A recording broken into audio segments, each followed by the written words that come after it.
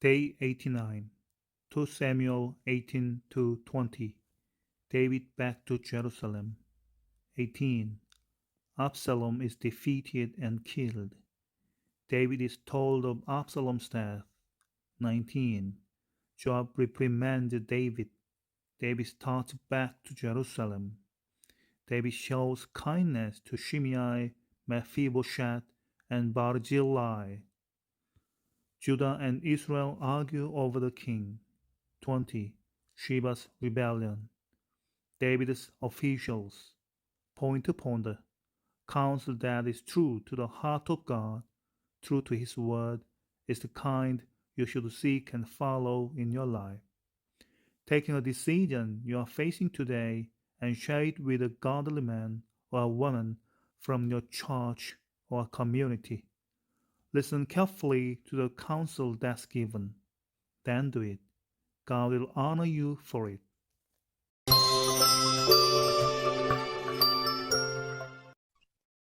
Chapter 18. David numbered the people who were with him, and set captains of thousands and captains of hundreds over them. David sent the people out, a third part under the hand of Joab, and a third part under the hand of Abishai the son of Zeruiah, Joab's brother, and a third part under the hand of Ittai the Gittite.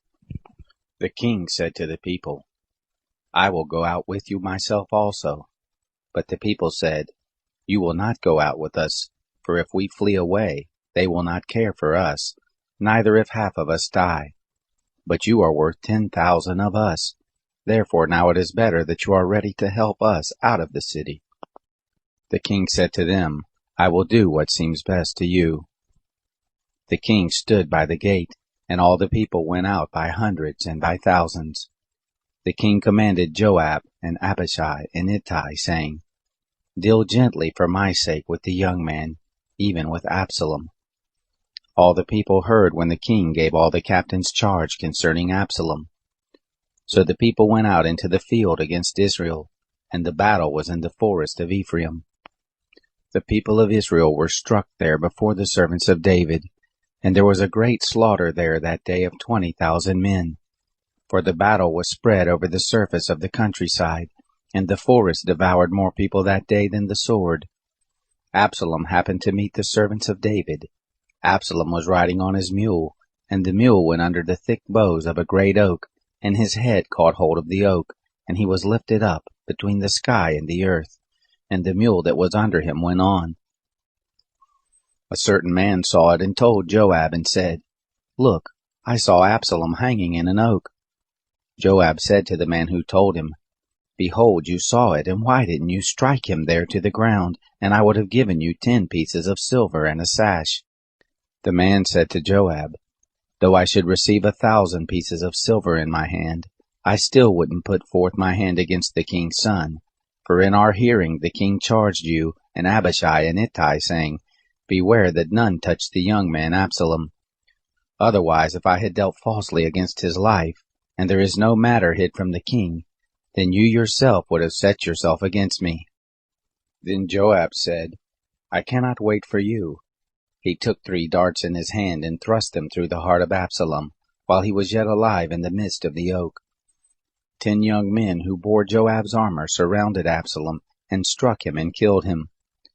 Joab blew the trumpet, and the people returned from pursuing after Israel, for Joab held the people back. They took Absalom and cast him into the great pit in the forest, and raised over him a very great heap of stones, and all Israel fled every one to his tent. Now Absalom in his lifetime had taken and reared up for himself the pillar which is in the king's dale, for he said, I have no son to keep my name in memory. And he called the pillar after his own name, and it is called Absalom's monument to this day. Then said Ahimaaz the son of Zadok, Let me now run and bear the king news, how that the Lord has avenged him of his enemies. Joab said to him, You shall not be the bearer of news this day, but you shall bear news another day. But this day you shall bear no news, because the king's son is dead. Then Joab said to the Cushite, Go tell the king what you have seen. The Cushite bowed himself to Joab and ran. Then Ahimaaz the son of Zadok spoke yet again to Joab, "Come what may, please let me also run after the Cushite." Joab said, "Why will you run, my son, seeing that you have no reward for the news?" "But come what may, I will run," he said. Joab said to him, "Run." Then Ahimaaz ran by the way of the plain, and outran the Cushite. Now David was sitting between the two gates, and the watchman went up to the roof of the gate to the wall, and lifted up his eyes and looked, and behold, a man running alone. The watchman cried and told the king. The king said, "If he is alone, then there is news in his mouth." He came and drew near. The watchman saw another man running, and the watchman called to the porter and said, "Look, another man running alone." The king said, "He also brings news." The watchman said, "I think the running of the first is like the running of Ahimaaz the son of Zadok." The king said, "He is a good man, and comes with good news." Ahimaaz called and said to the king, "All is well." He bowed himself before the king with his face to the earth, and said, "Blessed be the Lord your God, who has delivered up the men who lifted up their hand against my lord the king." The king said, "Is it well with the young man Absalom?" Ahimaaz answered, "When Joab sent the king's servant, I saw a great tumult, but I don't know what it was." The king said, "Come and stand here." He came and stood still. Behold, the Cushite came, and the Cushite said, "News for my lord the king, for the Lord has avenged you this day of all those who rose up against you." The king said to the Cushite, "Is it well with the young man Absalom?" The Cushite answered, "The enemies of my lord the king, and all who rise up against you to do you hurt, be as that young man is." The king was much moved, and went up to the chamber over the gate, and wept, and as he went he said, "My son Absalom, my son Absalom, would that I had died for you, Absalom my son."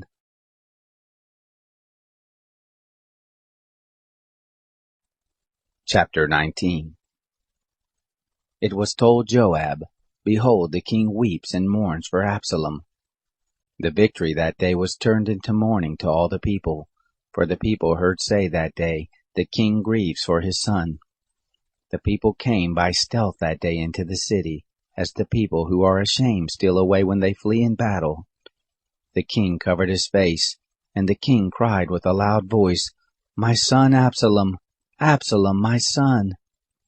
Joab came into the house of the king and said, "You have shamed this day the faces of all your servants, who this day have saved your life, and the lives of your sons and of your daughters, and of your wives and of your concubines, in that you love those who hate you, and hate those who love you. For you have declared this day that princes and servants are nothing to you. For this day I perceive that if Absalom had lived, and we all had died this day, it had pleased you well. Now therefore arise, go out and speak to your servants, for I swear by the Lord, if you don't go out, there will not stay a man with you this night, and that will be worse to you than all the evil that has happened to you from your youth until now." Then the king arose and sat in the gate. They told all the people, saying, "Behold, the king is sitting in the gate." And all the people came before the king. Now Israel had fled every man to his tent. All the people were at strife throughout all the tribes of Israel, saying, "The king delivered us out of the hand of our enemies, and he saved us out of the hand of the Philistines, and now he is fled out of the land from Absalom. Absalom, whom we anointed over us, is dead in battle. Now therefore why don't you speak a word of bringing the king back?" King David sent to Zadok and to Abiathar the priest, saying, "Speak to the elders of Judah, saying, Why are you the last to bring the king back to his house, seeing the speech of all Israel is come to the king to bring him to his house? You are my brothers, you are my bone and my flesh. Why then are you the last to bring back the king? Say to Amasa, Aren't you my bone and my flesh? God do so to me and more also, if you aren't captain of the host before me continually in the room of Joab." He bowed the heart of all the men of Judah, even as the heart of one man, so that they sent to the king, saying, "Return, and all of your servants with you." So the king returned, and came to the Jordan. Judah came to Gilgal to go meet the king, to bring the king over the Jordan. Shimei the son of Gera the Benjamite, who was of Bahurim, hurried and came down with the men of Judah to meet King David. There were 1,000 men of Benjamin with him, and Ziba the servant of the house of Saul and his 15 sons and his 20 servants with him, and they went through the Jordan in the presence of the king. There went over a ferry boat to bring over the king's household, and to do what he thought good. Shimei the son of Gera fell down before the king when he was come over the Jordan. He said to the king, Don't let my lord impute iniquity to me. Neither remember that which your servant did perversely the day that my lord the king went out of Jerusalem, that the king should take it to his heart. For your servant does know that I have sinned. Therefore, behold, I am come this day, the first of all the house of Joseph, to go down to meet my lord the king. But Abishai the son of Zeruiah said, Shall Shimei not be put to death for this, because he cursed the Lord's anointed? David said, What have I to do with you, you sons of Zeruiah, that you should this day be adversaries to me? Shall there be any man put to death this day in Israel? For don't I know that I am once again king this day over Israel? The king said to Shimei, You shall not die. The king swore to him. Mephibosheth the son of Saul came down to meet the king, and he had neither dressed his feet, nor trimmed his beard, nor washed his clothes, from the day the king departed until the day he came home in peace. It happened, when he was come to Jerusalem to meet the king, that the king said to him, Why didn't you go with me, Mephibosheth? He answered, My lord, O king, my servant deceived me. For your servant said, I will saddle a donkey, that I may ride thereon and go with the king, because your servant is lame. He has slandered your servant to my lord the king. But my lord the king is as an angel of God. Do therefore what is good in your eyes. For all my father's house were but dead men before my lord the king. Yet you set your servant among those who ate at your own table. What right therefore have I yet that I should cry any more to the king? The king said to him, Why speak any more of your matters? I say, You and Ziba divide the land. Mephibosheth said to the king, Yes, let him take all, because my lord the king is come in peace to his own house. Barzillai the Gileadite came down from Rogelim, and he went over the Jordan with the king, to conduct him over the Jordan. Now Barzillai was a very aged man, even 80 years old, and he had provided the king with sustenance while he lay at Mahanaim, for he was a very great man. The king said to Barzillai, Come over with me, and I will sustain you with me in Jerusalem. Barzillai said to the king, How many are the days of the years of my life, that I should go up with the king to Jerusalem? I am this day 80 years old. Can I discern between the good and the bad? Can your servant taste what I eat or what I drink? Can I hear any more the voice of singing men and singing women? Why then should your servant be yet a burden to my lord the king? Your servant would but just go over the Jordan with the king. And why should the king recompense it me with such a great reward? Please let your servant turn back again, that I may die in my own city, by the grave of my father and my mother. But behold, your servant Chimham, let him go over with my lord the king, and do to him what shall seem good to you. The king answered, Chimham shall go over with me, and I will do to him that which shall seem good to you, and whatever you shall require of me, that I will do for you. All the people went over the Jordan, and the king went over, and the king kissed Barzillai and blessed him, and he returned to his own place. So the king went over to Gilgal, and Chimham went over with him, and all the people of Judah brought the king over, and also half the people of Israel. Behold, all the men of Israel came to the king and said to the king, Why have our brothers, the men of Judah, stolen you away, and brought the king and his household over the Jordan, and all David's men with him? All the men of Judah answered the men of Israel, Because the king is a close relative to us. Why then are you angry about this matter? Have we eaten at all at the king's cost, or has he given us any gift? The men of Israel answered the men of Judah and said, We have 10 parts in the king, and we also have more right in David than you. Why then did you despise us, that our advice should not be first had in bringing back our king? The words of the men of Judah were fiercer than the words of the men of Israel. Chapter 20. There happened to be there a base fellow, whose name was Sheba, the son of Bichri, a Benjamite. And he blew the trumpet and said, We have no portion in David, neither have we inheritance in the son of Jesse. Every man to his tents, Israel.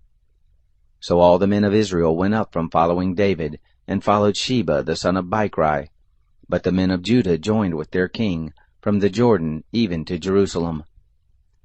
David came to his house at Jerusalem, and the king took the 10 women, his concubines, whom he had left to keep the house, and put them in custody, and provided them with sustenance, but didn't go into them.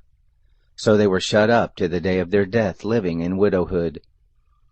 Then the king said to Amasa, Call the men of Judah together within 3 days to be present here. So Amasa went to call the men of Judah together, but he stayed longer than the set time which he had appointed him. David said to Abishai, Now will Sheba the son of Bichri do us more harm than did Absalom. Take your lord's servants and pursue after him, lest he get to the fortified cities and escape out of our sight.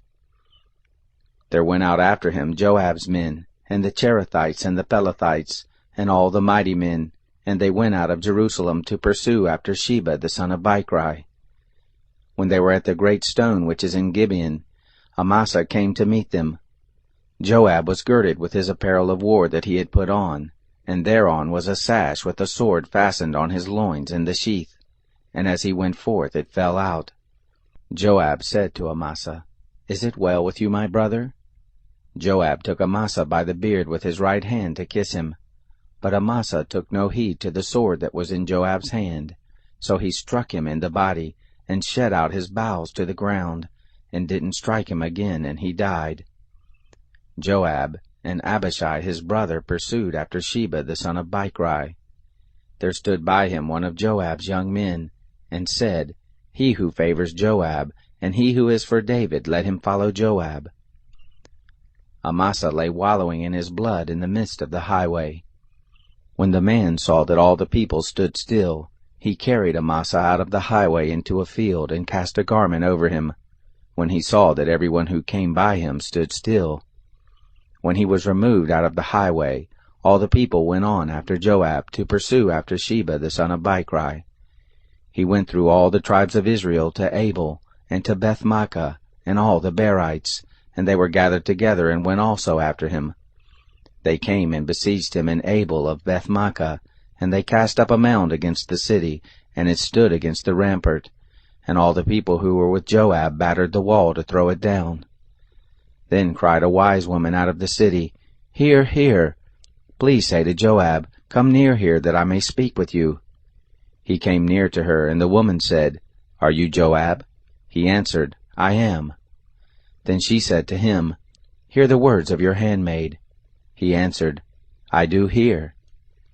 Then she spoke, saying, They used to speak in the old time, saying, They shall surely ask counsel at Abel, and so they ended the matter. I am of those who are peaceable and faithful in Israel. You seek to destroy a city and a mother in Israel. Why will you swallow up the inheritance of the Lord? Joab answered, far be it from me that I should swallow up or destroy. The matter is not so, but a man of the hill country of Ephraim, Sheba the son of Bichri by name, has lifted up his hand against the king, even against David. Deliver him only, and I will depart from the city. The woman said to Joab, Behold, his head shall be thrown to you over the wall. Then the woman went to all the people in her wisdom. They cut off the head of Sheba the son of Bichri and threw it out to Joab. He blew the trumpet, and they were dispersed from the city, every man to his tent. Joab returned to Jerusalem to the king. Now Joab was over all the host of Israel, and Benaiah the son of Jehoiada was over all the Cherethites and over the Pelethites, and Adoram was over the men subject to forced labor, and Jehoshaphat the son of Ahilud was the recorder, and Sheva was the scribe, and Zadok and Abiathar were priests, and also Ira the Jairite was the chief minister to David.